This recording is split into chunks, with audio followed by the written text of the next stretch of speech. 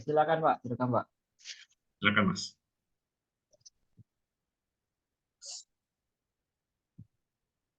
Oke, apa ya, saya share screen.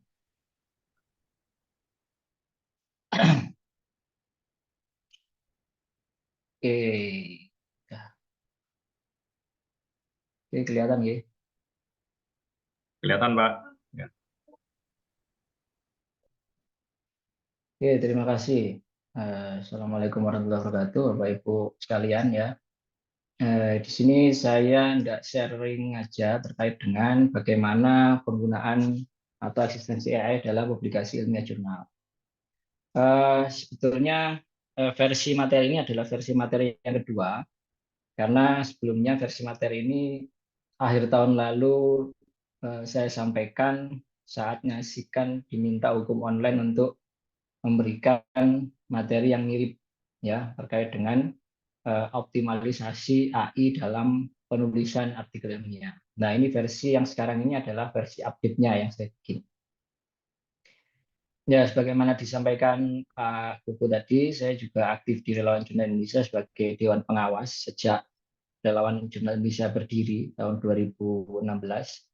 Kemudian juga Kepala Perpustakaan di Universitas Muhammadiyah Sederjo. Juga di Orchid dan di UAJ sebagai ambasador maupun penghubung antara para associate editor dan editor dengan stakeholder yang ada di Indonesia. Ya, jadi yang sekarang ini sejak adanya terbukanya secara masif open source di open source kan ya kodenya dari OpenAI sehingga banyak para pengembang developer itu dia membuild suatu program sendiri-sendiri masing-masing ya. Sekian banyaknya program tersebut itu source-nya sumbernya mengarah pada ya OpenAI ya karena sebagai generatif AI yang dia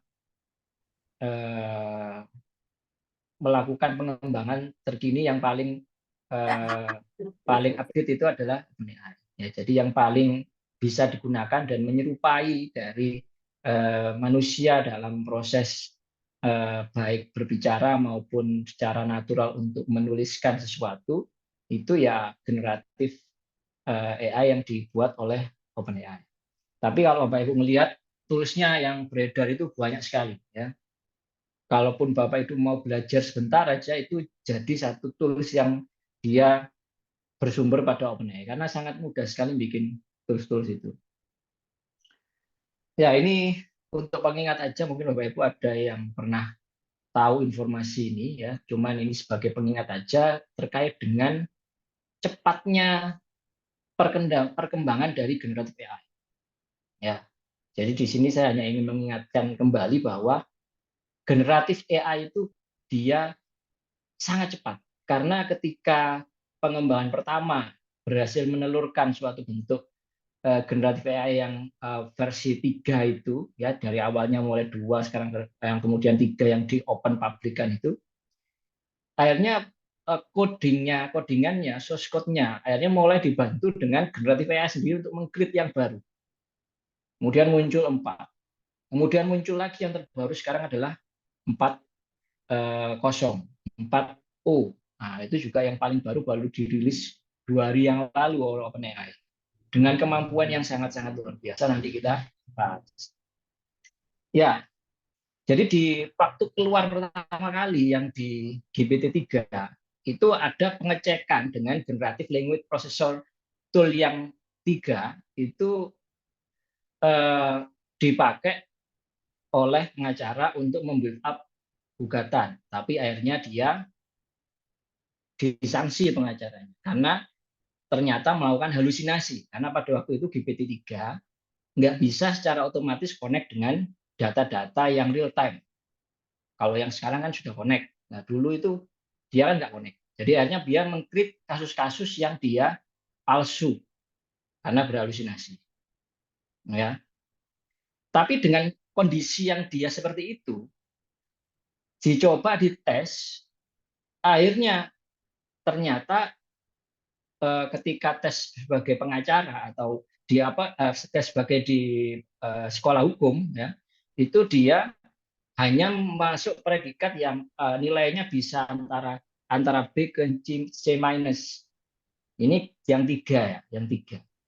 Tapi setelah muncul yang 4, langsung muncul bisa lolos sertifikasi untuk lawyer yang ada di Amerika Serikat dengan nilai yang standar di sana. Hanya berubah dari awalnya yang 3 ke 4. Ya. Padahal yang keempat ini dia masih kalah jauh dengan yang 4-0. Nanti kita bahas juga. Ada 4-0 yang 2 hari yang lalu baru keluar. Bayangkan kalau misalnya dalam jangka waktu setahun ini dia udah jadi 2 kali, padahal yang dari 2 ke 3 itu butuh dari 2018 ke 2021 akhir. Dari 2021 kemudian ke 2023 muncul ada yang 4, kemudian 4-0, itu hanya jarak sekitar beberapa bulan saja. Dan saya yakin ini tahun ini pun nanti dari 4-0 itu 4-4-0 dia akan berubah lagi menjadi yang lebih mutakhir lagi. Bisa aja GPT-5 akan muncul di tahun depan yang kita nggak bisa terbayangkan lagi gimana dia bisa melakukan suatu bentuk critical thinking ya, hanya berbasis dari input yang sangat sedikit. Nah, ini yang 4.0 baru rilis 13 Mei kemarin. Ya, 4.0. Anda bisa lihat di situ dia sekarang sudah bisa integrasi dengan kamera yang bisa membaca isi dari gambar dan bisa menafsirkan atau menginterpretasikan gambar. Dan bahkan bisa melihat gambar tadi gambar apa, dan kemudian bisa dilihat juga gambar tadi itu ketika kita minta untuk menginterpretasikan atau menarasikan, dia juga bisa langsung menangkap. Dan kalau Bapak Ibu yang suka untuk belajar pakai GPT yang Android, itu ada GPT yang Android itu, bentar saya agak matikan ada suara. Bentar. Oh ya, udah di mute ya. Oke. Jadi GPT yang Android itu kan kita bisa berinteraksi. Saya sering berinteraksi dengan GPT yang 4, yang sebelum 4.0 ini untuk teman diskusi. Karena ketika ngobrol dengan GPT yang 4, itu serasa kita berdiskusi dengan seorang yang tahu banyak hal dengan kondisi saat ini, ya baik itu teori-teori apapun, kita juga bisa belajar bahasa apapun karena ada 40 lebih bahasa yang dia kuasai. Kita bisa ngomong bahasa Indonesia dia nangkep, kita ngomong bahasa Arab dia nangkep, kita ngomong bahasa Inggris dia nangkep, Perancis nangkep, Latin aja dia nangkep. Ya. Luar biasa kalau Bapak Ibu manfaatkan yang GPT yang Android itu. Yang itu voice-nya itu dia real time. Ya, apalagi bisa dipilih itu. Voice-nya agak kaku, agak tegas, agak manja gitu suaranya, itu bisa di setel-setel itu yang di GPT Android ini. Nah, yang baru ini yang pengembangan dari yang GPT 4 yang Android tadi itu lebih natural lagi dia cara ngomong. Lebih dia bisa membuat joke ya, membuat joke yang natural, ya. Bisa membuat joke yang kaku, bisa dia voice conversation-nya bisa memimikri dari banyak tokoh-tokoh person ya. Luar biasa yang dia versi yang 4.0 ini. Bapak Ibu bisa nyoba sendiri yang 4.0 ini. Tapi sayangnya yang sekarang saat ini hanya bisa di 4.0 ini, 4.0 ini hanya bisa untuk yang plus. Kalau yang free masih belum bisa mengakses yang 4.0. Tapi nanti rencananya yang 4.0 ini bisa diakses untuk yang free.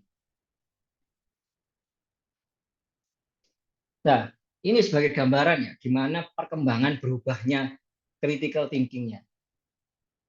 Ini ketika saya mengupload suatu bentuk dokumen PDF peraturan perundang-undangan dan menanyakan suatu kasus gitu kan ya, dia menjawab yang bagian atas itu. Kemudian saya nanya pasal berapa. Lah ketika dia menjawab pasal berapa itu dia nggak bisa melakukan suatu bentuk penafsiran sistematis atau penafsiran otentik yang biasa dilakukan oleh sarjana hukum.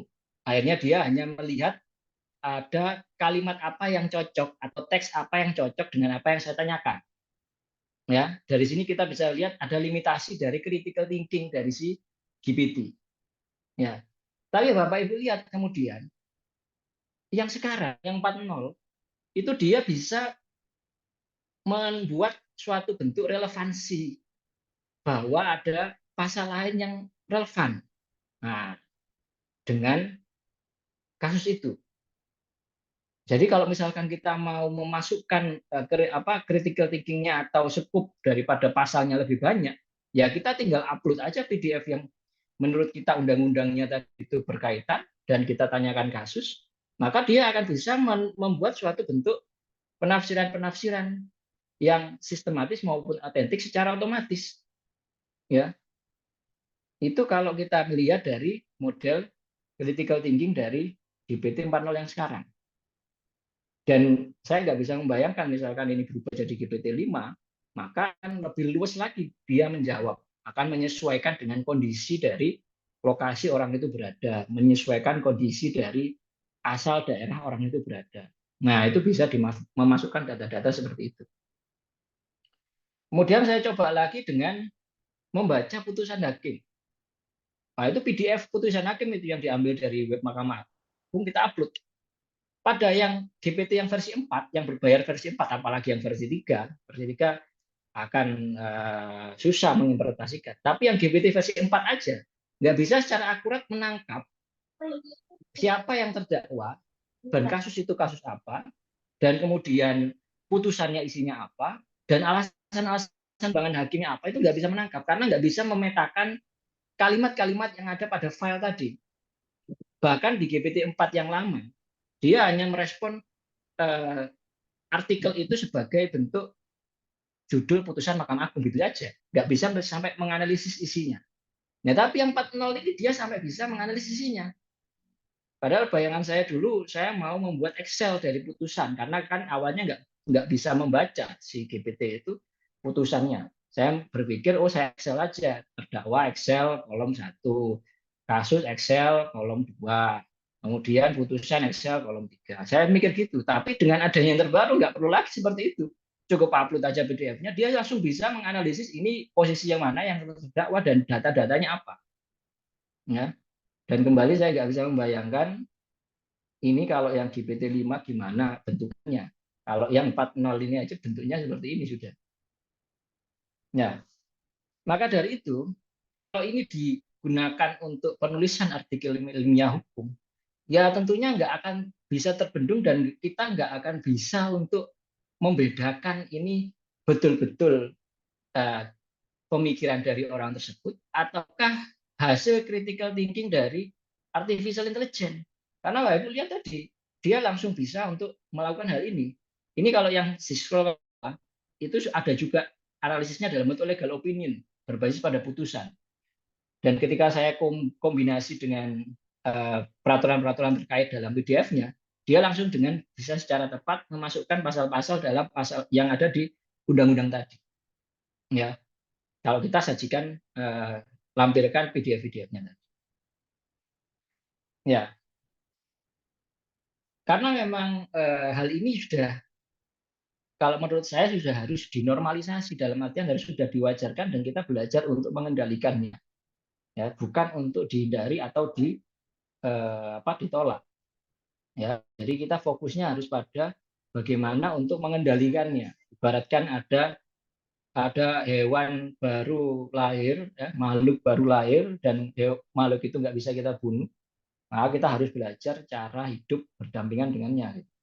Nah, ya di sini itu bisa dilihat sudah perkembangannya masif, ya, banyak akhirnya platform-platform yang membuat untuk membantu AI dalam sendi-sendi apapun dalam bidang hukum, ya, termasuk diantaranya penulisan artikel ilmiah hukum. Kalau kita lihat sekilas akhirnya, maka kalau kita kombinasi dengan banyak tools yang beredar, itu kita bisa melihat seperti ini.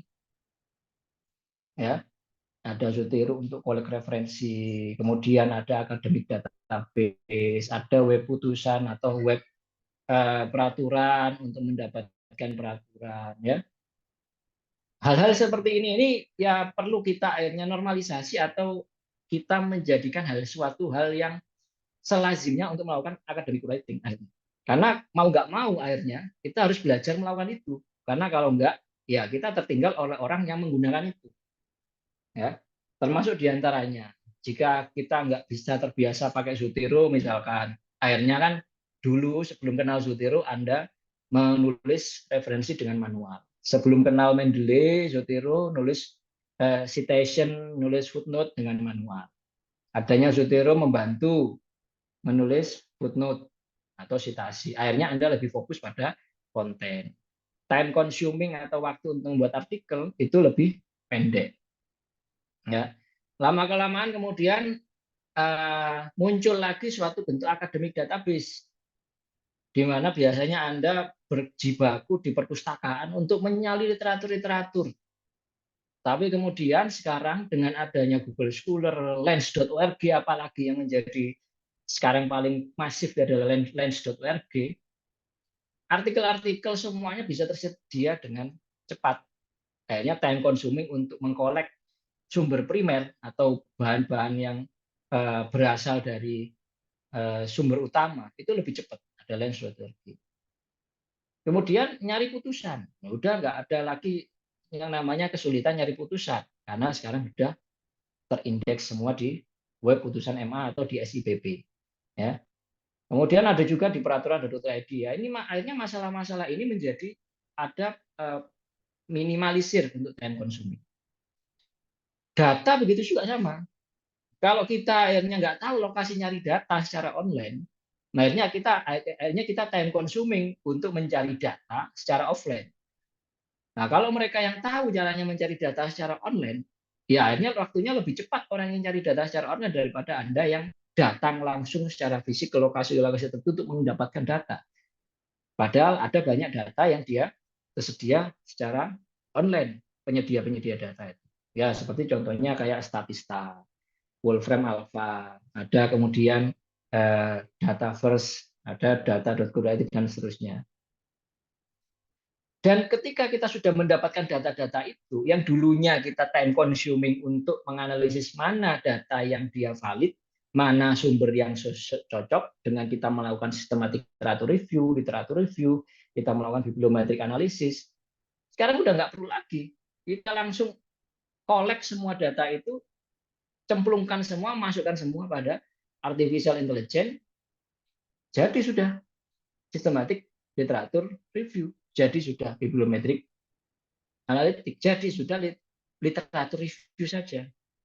Ya, jadi akhirnya time consuming untuk kita melakukan literatur review, melakukan suatu bentuk apa namanya itu bukan kupon, apa bahasanya dulu itu kayak ada ya kayak apa kutipan-kutipan, mengumpulkan kutipan-kutipan. Nah, itu menjadi diminimalisir, apalagi dengan ada platform seperti Perplexity AI, Skyspace, Elisi, kemudian konsensus, atau kemudian ada connected papers. Itu semua platform-platform yang kita melakukan literatur review atau sistematik literatur review hanya dengan sekejap saja. Ya. Lantas kemudian kita memvisualisasikan, loh, sekarang sudah ada data wrapper untuk memvisualisasikan hasil dari proses literatur review atau sistematik literatur review. Saya terkendala bahasa Inggris udah nggak ada zamannya sekarang terkendala bahasa. Bahkan sebelum adanya GPT aja itu ada yang namanya Quillbot. Dikombinasi dengan Google Translate sudah jadi bahasa yang bagus. Nggak perlu ada Grammarly, nggak perlu Anda langganan Grammarly, nggak perlu Anda langganan DeepL yang berbayar. Ya. Anda cukup langganan Quillbot saja, itu sudah bisa memperbaiki bahasa Inggris Anda dengan hanya mentranslate ke Google Translate diperbaiki dengan Quillbot. Nah, hanya tinggal ngecek konsistensi term. Tapi yang sekarang itu semua bisa selesai dengan yang namanya GPT Plus atau GPT yang 3 aja. Dia langsung bisa memperbaiki bahasa Anda menjadi bahasa yang lebih readable atau mudah dibaca. Dengan awalnya bahan mentahnya dari asalnya hanya Google Translate saja. Ya, jadi memang ini karena dia generative language processor, GLP tadi dia fokusnya sebetulnya adalah untuk memperbaiki bahasa. Ya. Bagaimana dengan olah data? Sama juga. Olah data sebelumnya ada yang kita pakai yang namanya Atlas, Envivo, SPSS. Itu semua sudah selesai sebetulnya kalau kita pakai GPT Plus yang versi 4 maupun yang 4.0. Dengan kita mensuplai data mentahnya kepada GPT Plus. Maka kita tinggal, asalkan kita tahu prinsip-prinsip bagaimana Atlas bekerja, bagaimana Envivo bekerja, bagaimana SPSS bekerja, kita tinggal menuliskan instruksi itu aja pada GPT Plus, maka data tadi akan diolah dan divisualisasikan sesuai dengan request Anda. Ya. Maka akhirnya yang menurut saya itu semua tergantung kreativitas. Ini 1 sampai 10 saya contohkan apa yang bisa dilakukan. Ya. Termasuk diantaranya membuat poin penting artikel pengelola jurnal, sama mempromosikan artikel pengelola jurnal. Jadi pengelola jurnal, editor itu bisa memanfaatkan AI ini untuk poin 9 dan 10, misalkan untuk mempromosikan artikel dalam bentuk membuat suatu judul yang lebih readable, lebih diterima oleh global scientist di bidang hukum. Ya. Atau membantu untuk membuat abstrak lebih menunjukkan research gap atau knowledge gap atau novelty dengan bahan baku dari keseluruhan artikel, ya. Atau bisa juga membuat highlight yang sekarang sudah juga dipakai oleh Elsevier. Mereka mulai memanfaatkan AI untuk membuat suatu frequently asked question dari suatu artikel. Ya, pada akhirnya alur proses ketika kita mau membuat artikel mau nggak mau juga bersentuhan dengan tools-tools tadi. Kalau kita mau meminimalisir waktu untuk menghasilkan memasarkan ide kita, ya.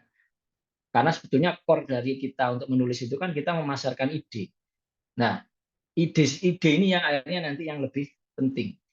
Nah, ide inilah yang akhirnya menjadi lebih pokok sekarang, ya. Bukan lagi bagaimana time consuming untuk mewujudkan wadahnya, tapi kita lebih fokus pada apa isinya. Ya, sebetulnya itu hal yang positif kalau menurut saya. Ya, nanti kita lanjutkan di ada beberapa slide yang membahas itu. Si GPT ini juga dia kan bisa membuat grafik, ya. Jadi ini juga bisa membantu si kita dalam tidak hanya monoton membuat artikel ilmiah itu hanya teks, tapi dengan adanya grafik, akhirnya pembaca langsung tahu apa yang diinginkan oleh penulis. Saya rasa tulisan hukum itu semuanya rata-rata monoton teks semua.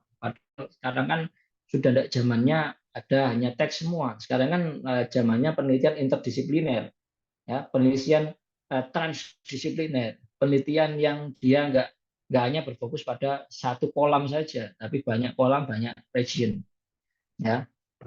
Maka di situ kita juga harus berpikir bagaimana untuk mempromosikan ide kita tadi, ya, bisa divisualisasikan dengan dibantu dengan artificial intelligence atau GPT, atau bisa pakai data wrapper kalau itu kita membutuhkan suatu gambar yang spesifik, semisal peta atau semisal menunjukkan suatu bentuk perkembangan tertentu. Nah, itu kita bisa pakai data wrapper untuk menyajikan datanya.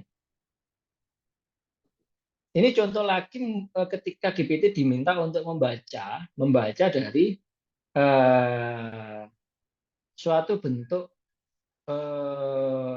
list dari referensi yang kita supply ke dia, ya, dalam bentuk Excel.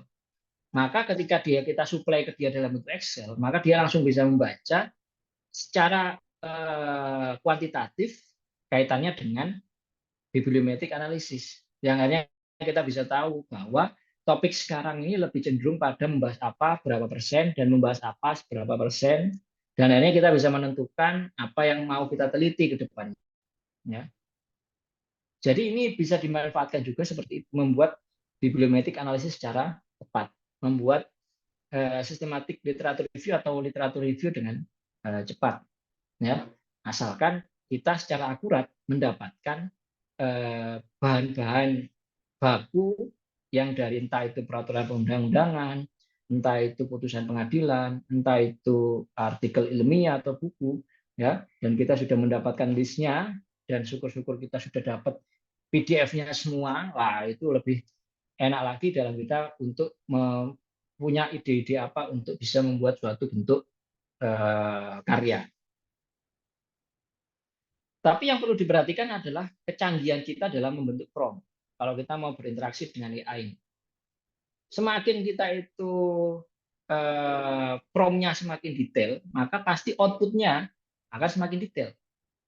Itulah kenapa kalau misalkan seseorang yang ahli di bidang itu, kemudian dia dibekali dengan kemampuan prompt yang baik, maka bisa menghasilkan suatu karya yang luar biasa dengan dibantu dengan AI.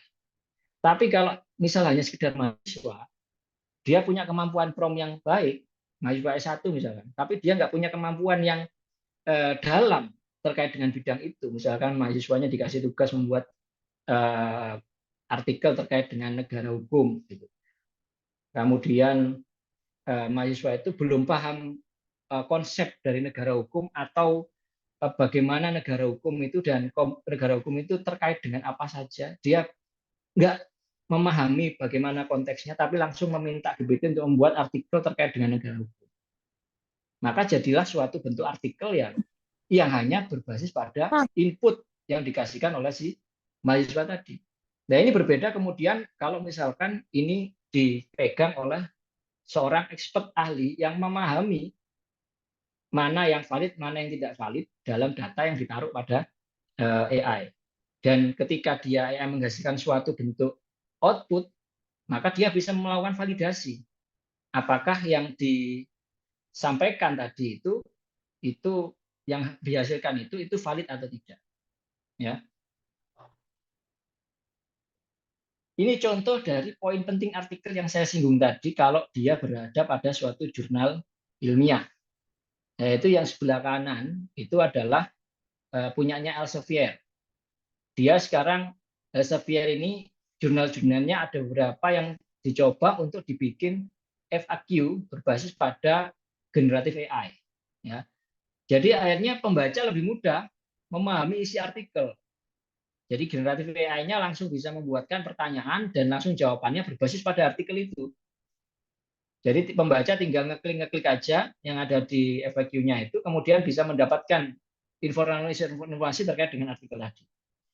Tapi ada juga artikel ilmiah dari Elsevier ini yang dia pakai yang manual, yaitu pakai highlight. Nah, kalau pakai highlight ini, kemungkinan ada dua, author diminta untuk mengajikan highlight, atau editor memfasilitasi untuk mengajikan highlight berbasis pada generatif AI. Ya. Akhirnya, ini juga menjadikan output mempermudah pembaca memahami isi artikel, sehingga mempermudah pembaca untuk menentukan apakah nanti mensitasi atau tidak mensitasi dari artikel. Semakin menarik daripada memarketingkan artikel tadi, ya semakin mempermudah orang meyakinkan pembaca untuk mensitasi atau memanfaatkan artikel tadi. Ya sesimpel itu sebetulnya jika kita memanfaatkan GPT sebagai tools. Ya. Lantas gimana standar etikanya? Ini sudah jamak sudah sering dibahas pada awal mula keluarnya generatif AI, ya, kemudian langsung direspon oleh Kope yang langsung menganggap bahwa AI itu dia bukan autor. Nah, karena sebelumnya banyak yang salah kaprah menjadikan AI sebagai autor karena AI membantu saya menulis ya. Nah, kalau gitu Anda juga menjadikan Grammarly Willbot itu sebagai autor karena membantu Anda melakukan paraphrase, membantu Anda melakukan translating, membantu Anda membuat memperbaiki grammar. Nah, apakah kemudian Anda mau memasukkan itu sebagai autor? Ya. Nah, kalau misalkan kita juga memasukkan itu sebagai contributorship, ya ini banyak tools-tools yang Anda masukkan sebagai contributorship. Tapi poin daripada autor di sini adalah mereka yang mampu untuk bertanggung jawab ya secara hukum, ya subjek hukumnya. Maka yang tentunya dalam konsep itu ini ya manusianya yang mengendalikan dari tools itu yang menjadi bertanggung jawab.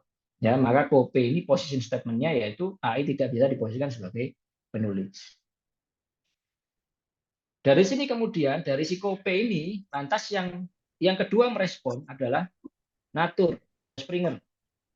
Nah, si Natur merespon mengeluarkan bahwa LLM atau Large Language Model atau nama lain dari yang generatif GLP tadi, Language Processing, dia menganggap bahwa ya memang itu bukan author. Ya. Tapi kalau menggunakan LLM dan kemudian Anda menggunakannya untuk menganalisis sesuatu, ya pastikan itu taruh di metode, ya, atau taruh di tempat lain pada artikel yang menunjukkan bahwa Anda menggunakan LLM untuk memperbaiki bahasa, untuk kemudian gathering bahan. Nah, itu Anda harus menuliskan itu ya sebagai bentuk integritas kita sebagai penulis. Gambar sekarang juga sama. AI generated image itu sudah menjadi kayak lazim normal sekarang ya.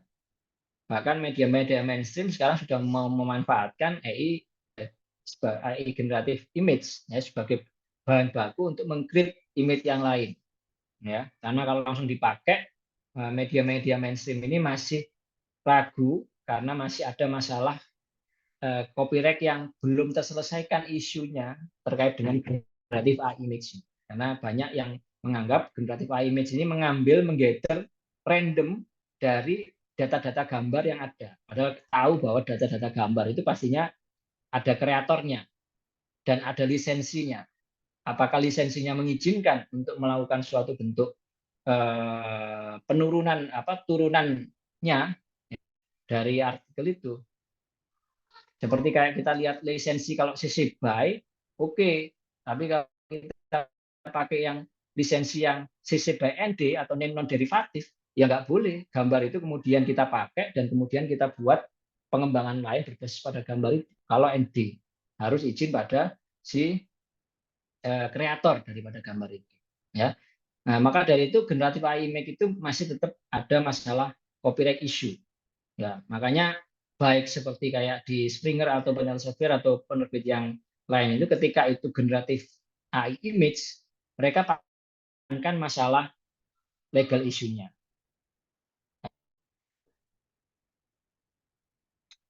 Cambridge Publishing juga sama ya, ini yang kemudian ketika merespon ada dia mengeluarkan statement ini. Ya. Dan pada poinnya dia adalah sama. Yang penting bagaimana Anda menunjukkan bahwa Anda masih punya integritas dan menunjukkan bagian mana yang Anda memakai AI. Ya. Jadi mereka nggak 100% itu menolak AI, nggak. Mereka mencoba hidup berdampingan dengan AI itu. Ya. Harus menunjukkan Anda clearly stated, clearly explained, clearly declared Anda menggunakan AI atau tidak. Kalau di Elsevier dia lebih jelas lagi bahwa di situ ada declaration of generative AI dan AI system teknologinya. Ya. Itu sudah perlu muncul di abstraknya, perlu muncul di metodenya, perlu muncul bahkan di sebelum referensi. Lokasinya bisa di manapun, tapi ada teks yang dia perlu muncul itu. Ya. Oke. Dan ini do dan do not-nya. Kalau berbasis pada Elsevier policy. Kalau dia dipakai untuk menganalisis data, ya pakai metodenya cantumin. Kalau dia hanya untuk ngedit masalah yang kecil-kecil, nah itu juga perlu dijelaskan juga atau dia menggunakan untuk perbaikan bahasa, menggunakan untuk perbaikan sistematika logika berpikir atau kemudian memperbaiki untuk pemilihan judul yang tepat. Nah, itu disebutkan aja diklarasikan aja pada artikelnya. Yang perlu dilihat lagi adalah kenapa kok Elsevier menentukan AI itu bukan autor. Ya alasannya sebetulnya sama seperti apa yang disampaikan Kobe tadi. Karena hanya penulis yang dia responsibel memastikan bahwa artikel itu dia original dan artikel itu memang tidak melibatkan pihak menyinggung dari pihak ketiga atau bermasalah hukum dengan pihak ketiga. Karena yang bertanggung jawab pasti adalah penulisnya, ya, bukan dari suatu entitas yang tidak memiliki pertanggungjawaban hukum. Nah, kemudian tapi di sekolah-sekolah atau di kampus-kampus itu ada kaitannya dengan masalah etikanya. Kalau plagiarisme itu teksnya sama dengan teks lain milik orang lain, tapi ini ada aigiarism.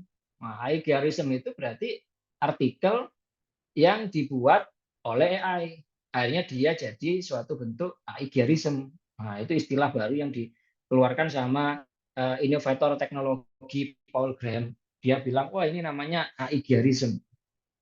Kalau pelakunya namanya aigiaris. Tapi penggunaan aigiarism juga kurang tepat karena berbasis pada NVIDIA yang mengeluarkan dari prosesor AI-nya ini OpenAI, karena kan generatif AI yang sekarang itu prosesornya itu yang bikin NVIDIA, akhirnya NVIDIA yang meroket. Ya, ya di sini NVIDIA menyatakan itu di situ bahwa generatif AI itu hanya bersumber dari pattern and struktur, ya pattern and struktur. Jadi pattern dan struktur saja. Dan bagaimana caranya ada suatu mesin yang bisa mengidentifikasi bahwa pattern dan struktur kita itu sama dengan yang dibikin oleh AI. Nah, itu akan menjadi sulit, bahkan mendekati mustahil untuk dideteksi, apalagi dengan keluarnya yang ChatGPT yang 4O tadi itu. Karena pattern dan struktur aja dia. Dia membaca kalau kalimat ini ditulis, baru secara pola, secara struktur, maka kalimat itu nanti muncul setelahnya adalah teks ini. Muncul setelahnya teks ini. Ini dikategorikan sebagai ini. Kemudian itu dianalisis muncul lagi suatu teks apa ya. Jadi hanya pattern and structure saja. AI content detector yang ada itu ya semuanya hanya melihat dari pattern and structure. Makanya kalau langsung memvonis, oh kamu pakai AI ya, ini 100%. Ya gimana ya, agak agak agak apa namanya itu tidak menjadi adil bagi orangnya kalau misalkan ternyata dia nggak pakai. Karena di sini pernah terjadi bahwa ada seseorang yang dia dicek itu dia cheating, ternyata bisa saja dia innocent. Nah, jangan terburu nafsu menuduh orang lain berbuat curang kalau ternyata kedetek OAI gitu. Karena AI tadi itu hanya berbasis pada prasangka saja. Beda dengan kayak plagiasi. Kalau plagiasi itu similarity sama, ada buktinya. Buktinya apa? Oh ini ditelusuri ke sumber ini. Oh sama dengan sumber ini. Ada buktinya. Tapi kalau AI nggak bisa, nggak ada buktinya. Ya buktinya ya dari hasil dari mesin tadi. Padahal mesin tadi itu ya dia hanya berbasis pada prasangka saja. Oh ini kira-kira kayaknya AI ini. Gitu. Nah, kalau kita sebagai orang hukum ya masa yang seperti itu bisa kita jadikan sebagai suatu bentuk bukti bahwa itu bersalah karena dia nggak nggak ada bukti validnya bahwa si AI-nya tadi, si orang tadi menggunakan generatif AI 100%. Ya. Maka yang diperhatikan itu apa? Ya hanya posisikan sebagai alat saja. Ya, posisikan hanya sebagai alat. Karena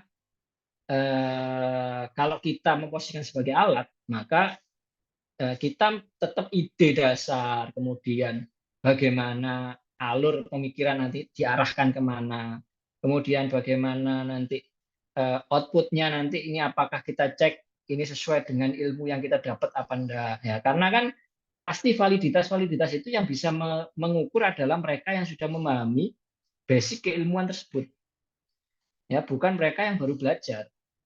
Mereka yang memahami basic keilmuan tersebut baru mereka bisa melihat ini valid atau tidak valid, ya. Karena kan kalau kita belajar teori-teori kebenaran ada koresponden, kemudian kohorus segala macam itu. Itu memastikannya pastinya kan ada hal yang perlu kita jadikan standar. Nggak mungkin kita mengambil standarnya dari tools gitu kan. Tapi standar itu yang didapatkan setiap pengujian. Nah, standar inilah yang kemudian kita jadikan untuk mengukur ini valid atau tidak. Makanya kalau kita menggunakan GPT itu pastikan itu hanya kita memanfaatkannya sebagai tool saja. Karena validitas itu kembali pada penggunanya. Bisa menentukan ini valid atau tidak valid jawabannya. Ya, ini lanjutnya adalah minimalisir aspek negatif. Nah, kalau kita pakai GPT terus-terusan, ya, apalagi kalau mahasiswa tadi itu kita pakai GPT, pasti mereka akan mikir, saya akhirnya tidak ada kemampuan untuk menulis sendiri. Karena mereka yang penting, saya ada ide, saya taruh GPT, saya generate jadi suatu artikel kan gitu. Hanya mereka nggak ada motivasi untuk belajar menulis. Dan akhirnya mereka nggak ada motivasi untuk lanjutannya, motivasi untuk bisa time consuming study. Karena kan kalau belajar yang pinginnya instan-instan aja. Nah, padahal kalau mendapatkan ilmu yang benar-benar ilmu itu tentunya kalau menurut menurut ajaran Islam itu kan ada umurnya Nabi Nuh, umur yang panjang, kekayaan korun yang kaya kaya gitu kan ya. Kemudian ada apalagi itu kesabarannya Nabi Ayub, berarti ada sabar, ada kekayaan, juga ada IQ. Nah, ini kesabaran akhirnya nggak ada di mahasiswa karena mereka pinginnya instan. Padahal itu kesabaran salah satu karakteristik untuk kita mendapatkan suatu ilmu yang sesungguhnya.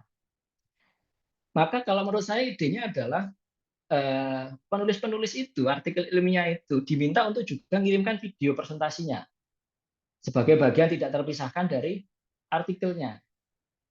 Ini sudah dimulai di Elsevier itu ada ketika kita kirim paper, mereka selain minta highlight, mereka minta poster atau bahkan ada video abstrak namanya, minta video abstrak.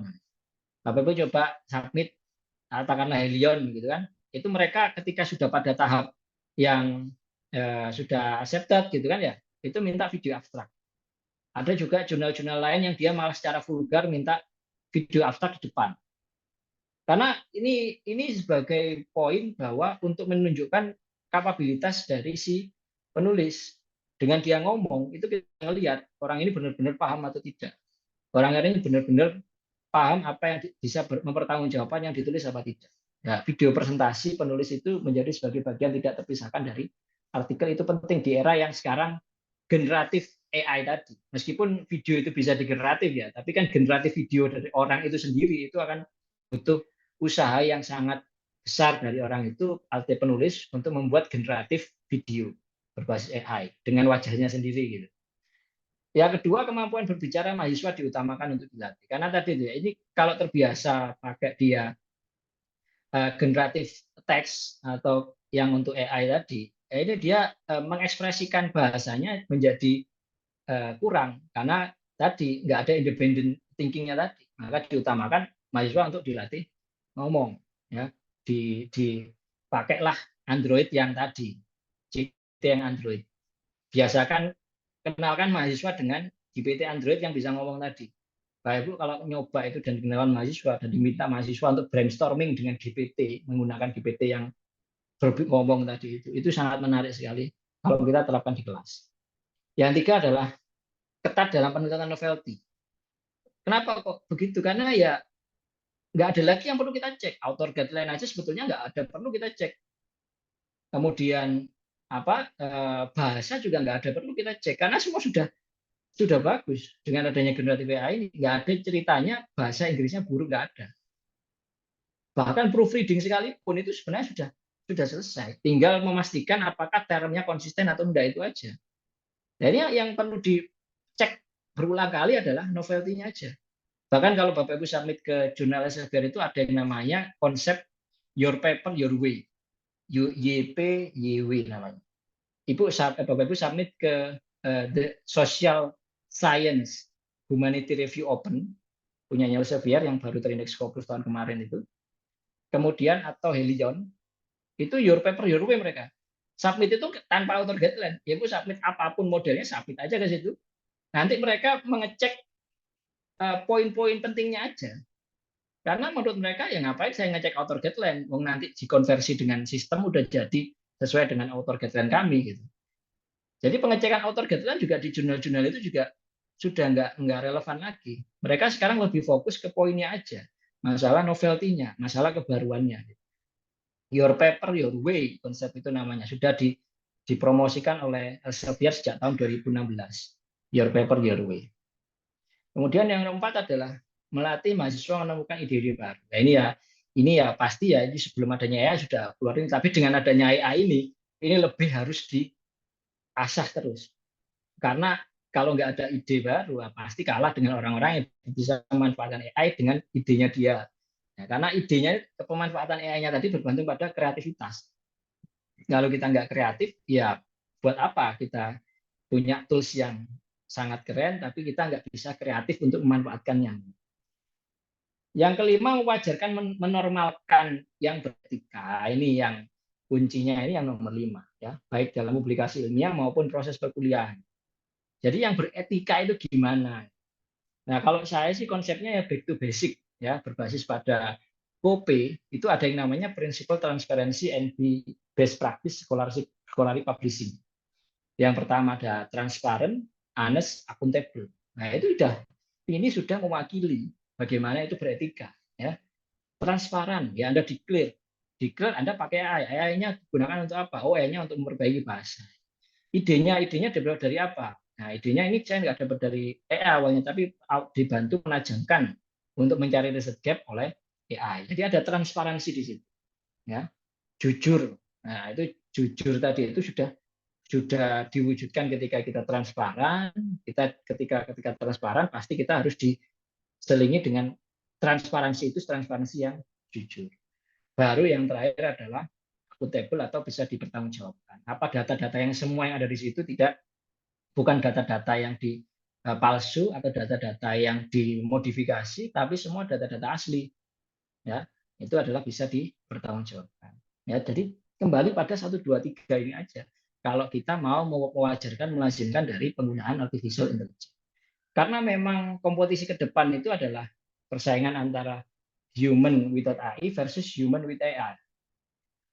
Persaingan antara dosen yang dia bisa mengendalikan AI dengan dosen yang tidak bisa mengendalikan AI. Persaingan antara jaksa yang bisa mengendalikan AI dengan jaksa yang bisa mengendalikan AI. Persaingan antara hakim atau pengacara yang bisa mengendalikan AI dengan pengacara yang tidak bisa mengendalikan AI. Ya, jadi ini tools yang harus kita wajarkan dan kita lazimkan penggunaannya di kalangan mahasiswa. Dan akhirnya cara kita untuk menguji mereka, cara kita untuk membuat materi, ya harus disesuaikan juga. Bagaimana itu tetap maju pada outcome output yang diinginkan. Itu kalau dari sudut pandang saya berbasis pada referensi-referensi tadi. Oke, ada pertanyaan mungkin Pak Kuku? Terima kasih dari saya. Assalamualaikum warahmatullahi wabarakatuh. Ya, matur nuwun. Terima kasih Pak Mas Muhammad Tanzil Multazam. Sangat up to date sekali ya, dan seger banget materinya soal tadi ada ChatGPT, AI, kemudian generatif AI seperti itu ya, sebagai tools dan sebagai apa ya,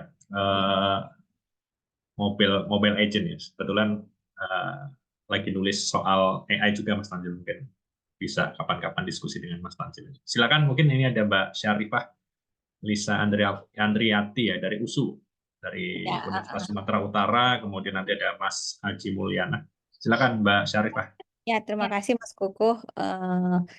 Jadi menarik kali pemaparan dari Pak Multazam ya. Memang AI ini saya terus terang baru setahunan inilah mengenal AI di dalam penulisan dan sebagainya.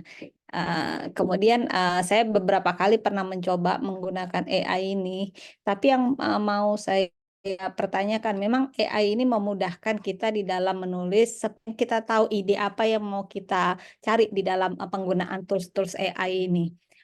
Tapi yang mau saya tanyakan, apakah ketika suatu artikel itu walaupun main idenya kan pasti dari kita sebagai pengguna ya, tetapi kita tetap menggunakan tools itu sebagai alat bantu di dalam menulis apa yang kita inginkan.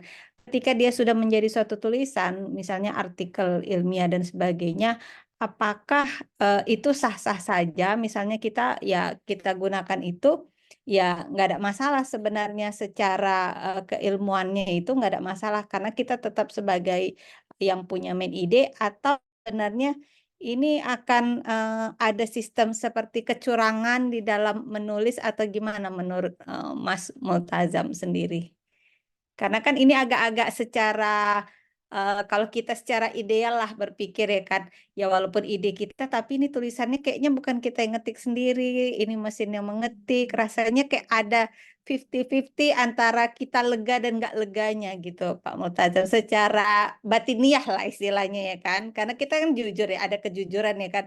Ini kayaknya peran saya di sini hanya 20%, yang lainnya mesin gitu. Apakah menulis artikel dengan menggunakan ini, apakah menurut Mas Multazam itu ya oke-oke aja, atau sebenarnya ada hal lain di balik itu yang ya sebaiknya ya begini gitu cara memanfaatkannya gitu. Mungkin bisa dijawab dulu ya Mas Kuku, ya itu aja pertanyaannya. Langsung saja mungkin Mas Tonjil. Ya, ya, pertanyaannya menarik ya. Cuman kalau dari perspektif saya kembalikan ke yang di sini sih. Saya share ulang ya. Bentar.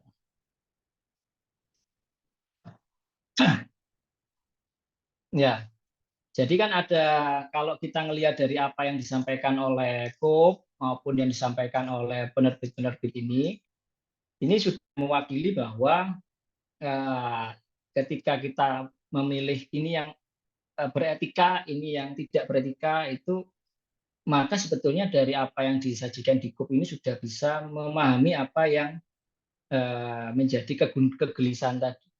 Yang pertama yang perlu kita garis bawahi adalah it cannot meet the requirement for authorship as they cannot take responsibility. Ini sudah yang digarisbawahi pertama. Kemudian yang digarisbawahi kedua, they cannot assert the presence or absence of conflict of interest nor manage copyright and license agreement. Ya, ini yang kedua. Nah, kemudian yang ketiga, si AI-nya ini, kalau kita ngelihat yang ketiga itu muncul di sini, si AI-nya ini dia memang menggenerate suatu teks. Tapi yang apa dia generate itu tergantung dari ibu menyatakan ini valid atau enggak valid, tergantung dari penulis menyatakan ini cocok nggak cocok atau bagus nggak bagus. Itu sama seperti kalau kita pakai Google Translate, itu bukan kita yang translate kan gitu. Sama seperti kayak kita pakai Quillbot, itu bukan kita yang melakukan parafrase.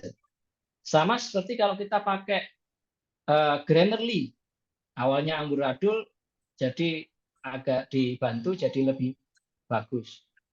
Akhirnya juga bukan kita yang melakukan mengedit dari bahasa itu. Tapi orang lain akan menganggap, wah bahasa Inggrisnya bagus, gitu kan gitu.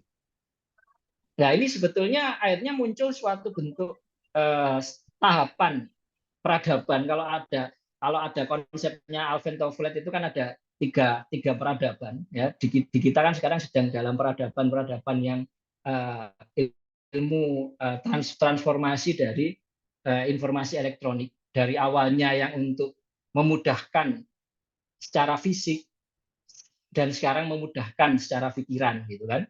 Lama-lama kan akhirnya manusianya nggak berpikir, tapi kita sudah nyampe pada tahap peradaban itu.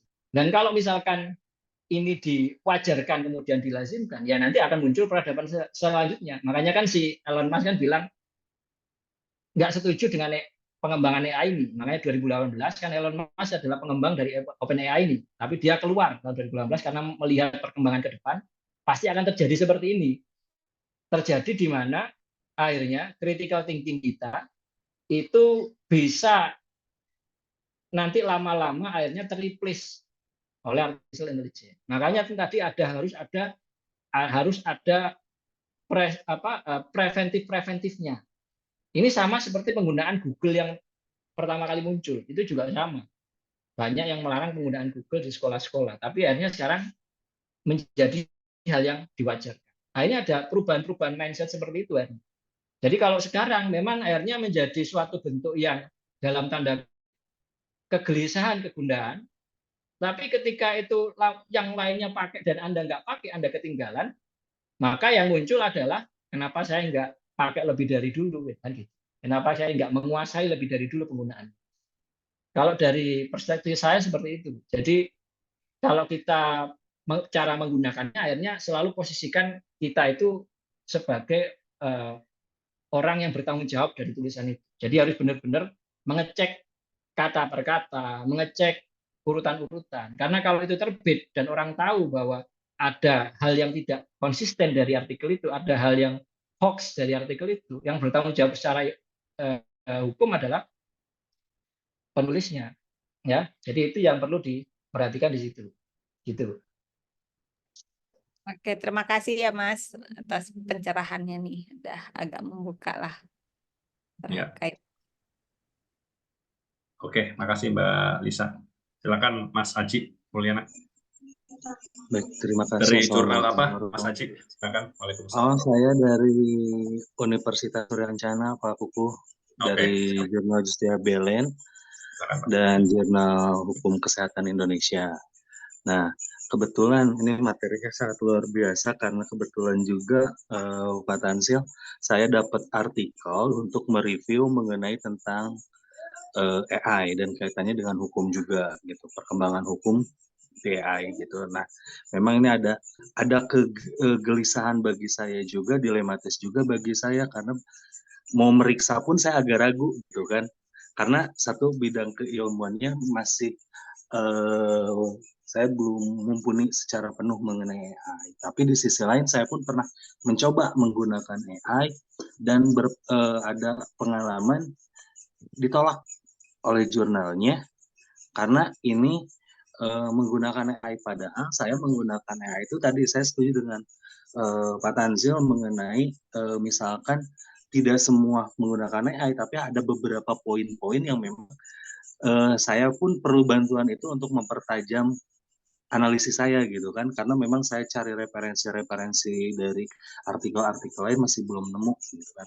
Akhirnya saya cobalah pakai AI itu, dan tapi akhirnya ditolak karena dengan alasan tadi gitu, oh ini artikelnya terlalu AI gitu. Nah, terlalu AI dari mananya gitu kan, padahal saya hanya menggunakan AI itu hanya per paragraf, misalkan paragraf di tengah-tengah hasil pembahasan gitu, karena ini untuk nyambungin dari kalimat sebelumnya ke kalimat selanjutnya itu saya agak masih bingung gitu kan, jadi saya akhirnya menggunakan AI. Terus misalkan ada kalimat yang sedikit rancu dan memang pengen terhalus juga gitu.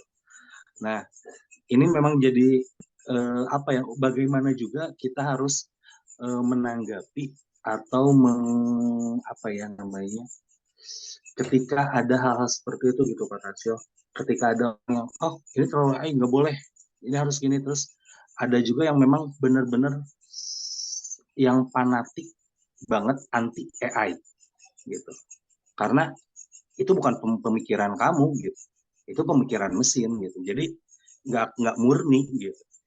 Nah, untuk apa ya, untuk supaya tidak menjadi konflik antara individunya gitu ketika ada kejadian seperti itu, mohon pencerahannya Pak Tansil, terima kasih. Ya, ini kembali ke policy ya. Jadi tadi kan kalau Bapak kirimnya tadi itu ke jurnal terbitannya Elsevier ya, nggak ada masalah itu, Pak, kan gitu. Tapi kalau Bapaknya kirim ke jurnal yang editornya memiliki policy, kalau ini dibuat AI maka di-reject, ya di-reject. Ya, jadi ini kembali ke policy sebetulnya. Sama seperti kayak menentukan apakah plagiasi kita ngupload di repository.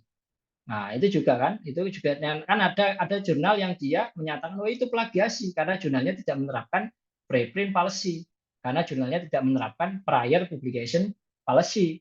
Maka ketika yang sama, penulisnya yang sama sudah online terlebih dahulu di repositori kampus dan disubmit ke jurnal, itu dicek Turnitin 100%, di-reject langsung. Mereka nggak ngelihat itu 100%-nya ke artikel yang sama terbit di repositori atau ke artikel orang lain.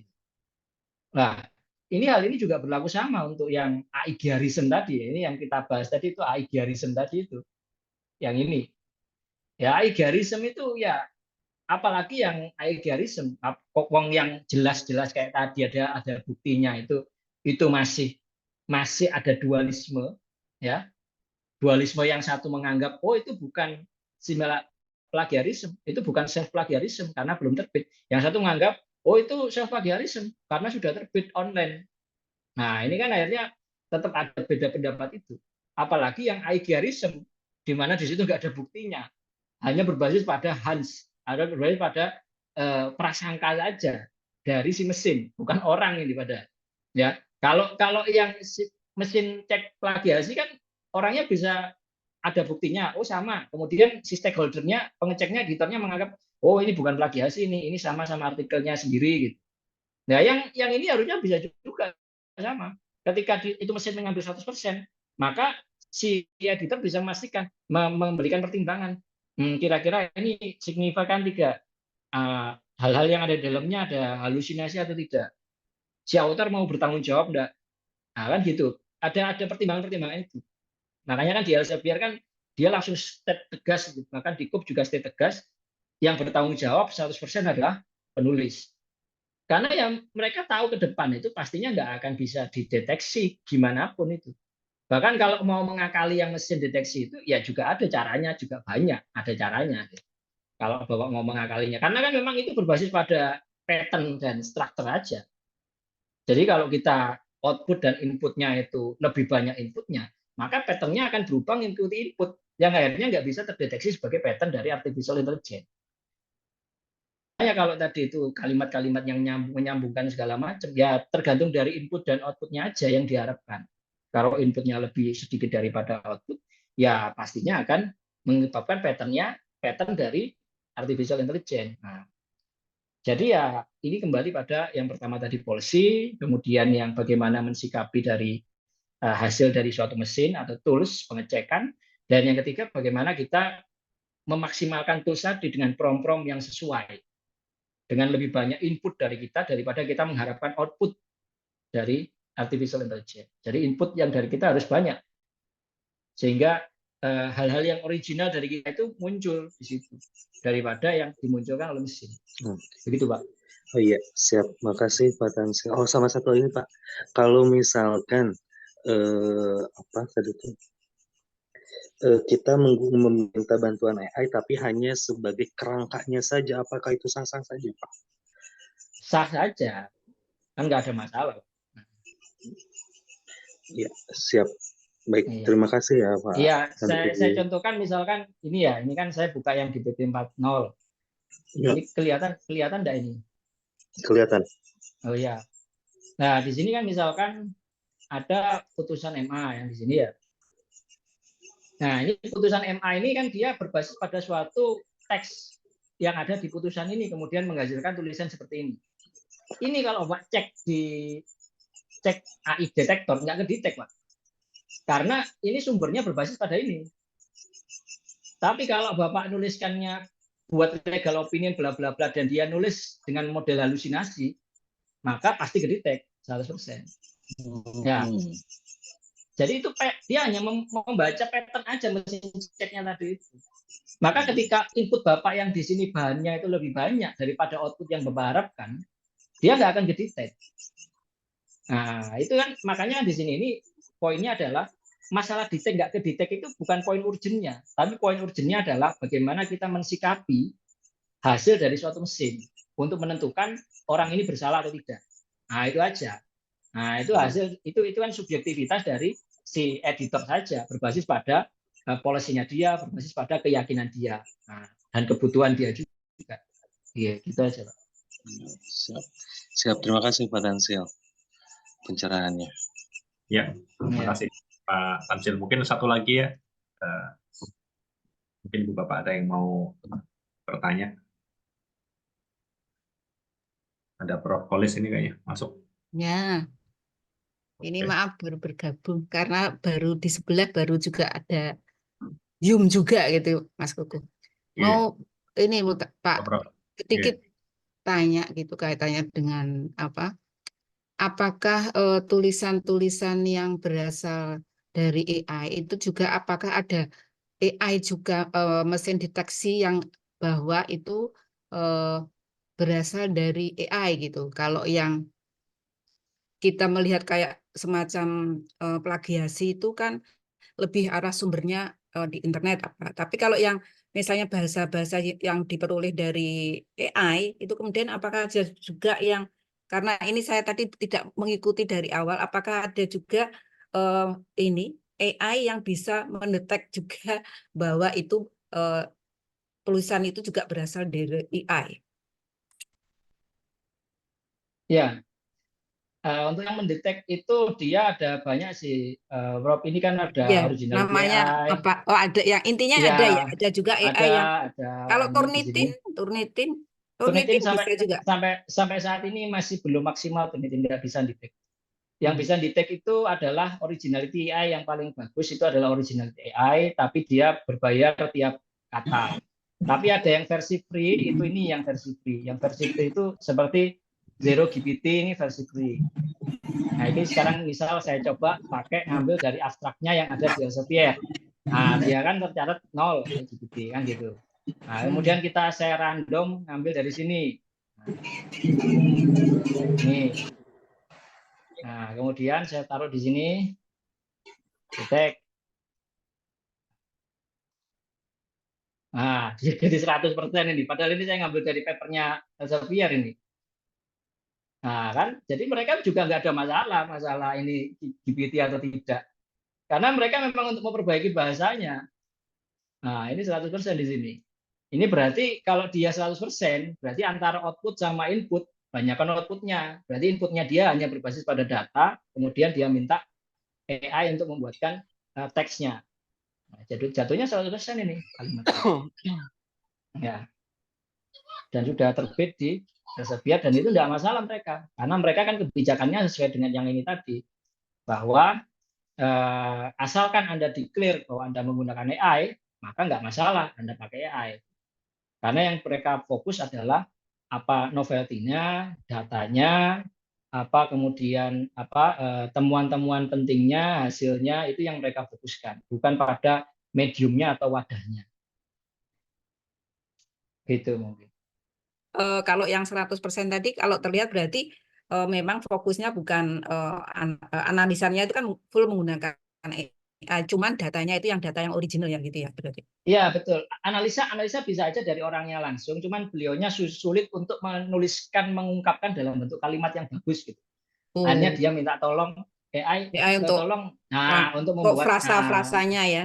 iya, membuat suatu susunan kalimat sehingga dia menjadi kalimat yang mudah dibaca. Karena makanya di Elsevier itu kan ada kebijakan yang ini, readability. Untuk clarity, itu dia boleh. Silakan pakai untuk memperjelas kalimatnya, memperjelas untuk paragraf-paragrafnya, itu terserah dia. Mal dibebaskan author untuk itu. Intinya kejujuran ya. Iya, betul. Intinya yang ada 3 tadi itu ini. Nah, ini transparan, jujur, dan bisa dipertanggungjawabkan. Nah, intinya 1, 2, 3. Ya, terima kasih Prof. Kolis atas Ya. tanggapan-tanggapannya. Oke, mungkin sementara itu dulu, ya, Ibu Bapak ya. Mungkin kalau ada pertanyaan-pertanyaan lagi, mungkin nanti bisa kita diskusi lagi. Mas Tanzil, ini ya, ini kan masuk di grup ABSI toh. Mas, kalau Ada maksud saya. singkat boleh? Oke, Pak Ya, Azhari ya? Iya, Oke. betul. Begini, kadang-kadang artikel masuk ke jurnal kita kan ada yang bagus banget tuh. Karena kita susah bedakan antara yang AI atau yang punya tulisan sendiri gitu kan. Nah, ketika dia tidak mendeklar itu punya AI, apa yang harus kita lakukan? Ya, ini mungkin pengalaman saya sendiri kemarin ketika mereview artikel yang dia 100% itu hasilnya dari AI. Iya, Ada betul. jurnal meminta saya nge-review, kemudian saya cek pakai tools itu, 100% itu AI, Pak. Nah, tapi yang menjadi fokus saya itu bukan yang 100%-nya, tapi bagaimana dia menyajikan tulisannya tadi. Karena ternyata dari banyak statement nggak ada referensinya.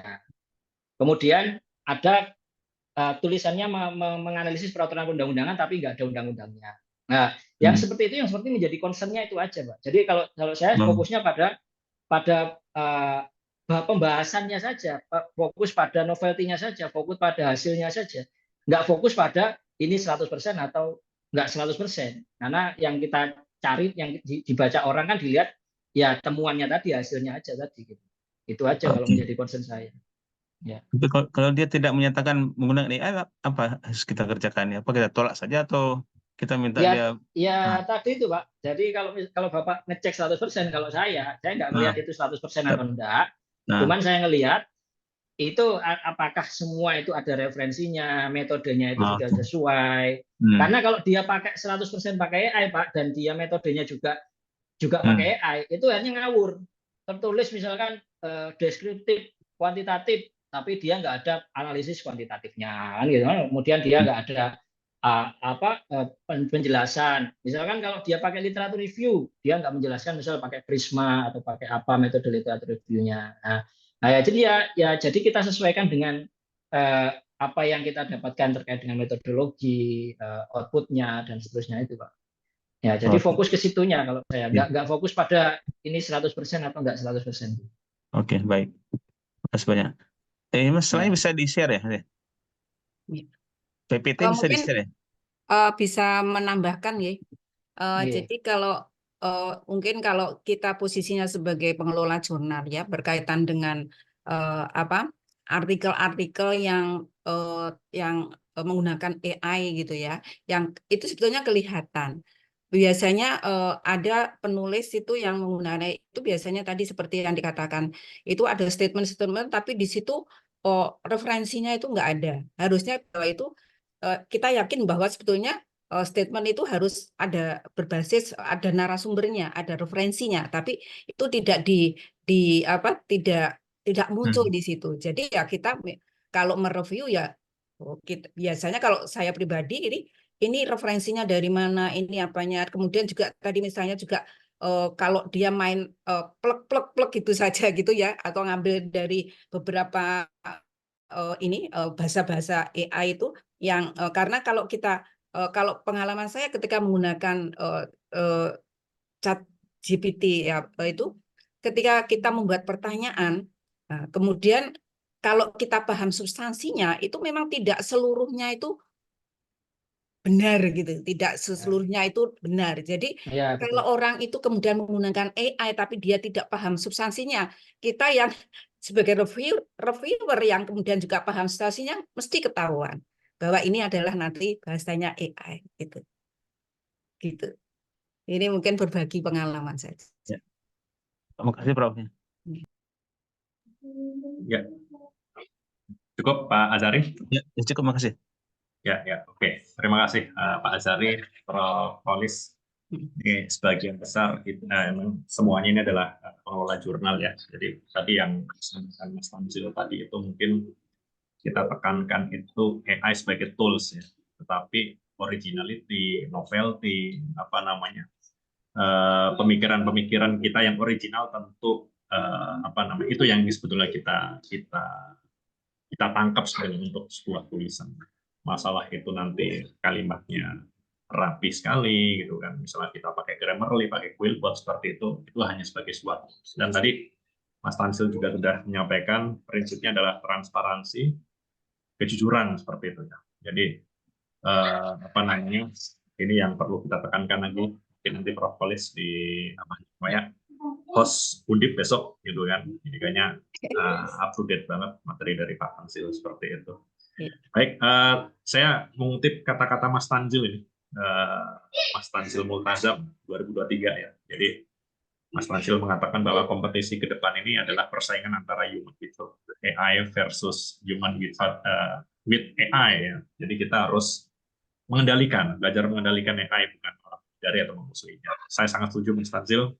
Ini akan saya kutip, insya Allah di tulisan-tulisan yang bagus banget.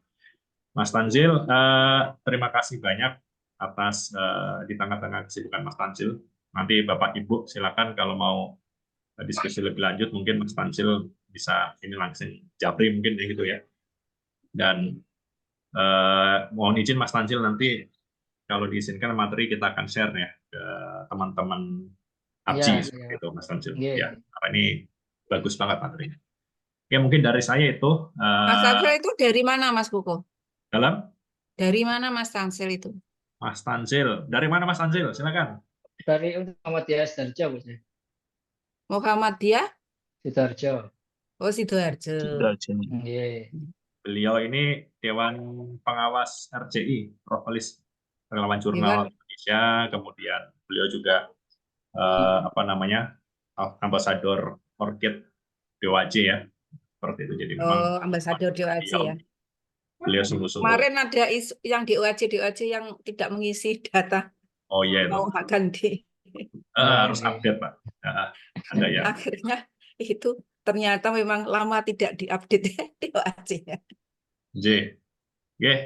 Mungkin Oke. sementara itu Pak Ye, Tansil, terima kasih. Propolis, Terima kasih Mbak banyak. Syarifah, Pak Ya. Azhari, terima Terima kasih. kasih. Pak Robert, Pak Aji, Pak Wahab dari Sorong, Papua. Terima kasih banyak sudah Terima bergabung. kasih Mas. Terima kasih Mas. Insyaallah rekaman nanti akan saya share ya di grup. Ya. Oke. Terima kasih Mas. Terima Multazam. kasih. Kita akan ketemu lagi di Selamat topik malam. materi yang Terima Terima kasih. kasih. Selamat malam. Assalamualaikum. Malam, sehat selalu Malam. semua. Assalamualaikum warahmatullahi wabarakatuh. Terima kasih. Assalamualaikum. Waalaikumsalam.